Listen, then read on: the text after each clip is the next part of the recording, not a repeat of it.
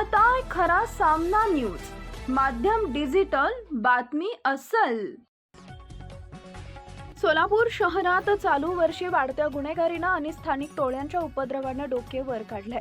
या पार्श्वभूमीवर शहरातील कायदा व सुव्यवस्था अबाधित राखण्यासाठी सोलापूर पोलीस प्रशासन आता पूर्णपणे ॲक्शन मोडवर आलंय। वाढत्या गुन्हेगारीच्या आधारावर पोलिसांनी सराईत गुन्हेगारी टोळ्यांचं वर्चस्व मोडून काढण्यासाठी खाकीचा कडक दणका देण्यास सुरुवात केली आहे। शांतता भंग करणाऱ्या घटकांविरुद्ध पोलिसांनी तडीपारीची धडक मोहीम हाती घेतली असून गेल्या 6 महिन्यात तब्बल 36 गुन्हेगारांना शहरातून बाहेरचा रस्ता दाखवण्यात आलाय।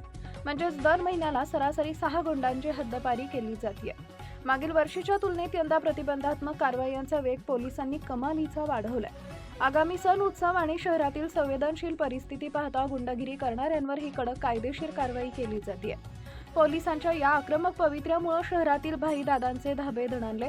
शहरातील कायदा सुव्यवस्था कायम ठेवण्यासाठी पोलीस प्रशासनाकडून ही मोहीम यापुढेही अशीच सुरू राहणार असल्याचं पोलिसांकडून सांगण्यात आलंय। सोलापूर पोलिसांनी गेल्या 6 महिन्यात गुन्हेगारी मोडून काढण्यासाठी कडक पावलं उचलली आहेत। यामध्ये कलम 56 नुसार इतर संघटित गुन्हेगारी करणाऱ्या 3 मोठ्या टोळ्यांना शहरातून तडीपार केले, तर कलम 55 अन्वये वैयक्तिक पातळीवर दहशत माजवणाऱ्या 10 सराईत इसमांवर हद्दपारीची धडक कारवाई करण्यात आली आहे। Subscribe now and press the bell icon. Never miss an update.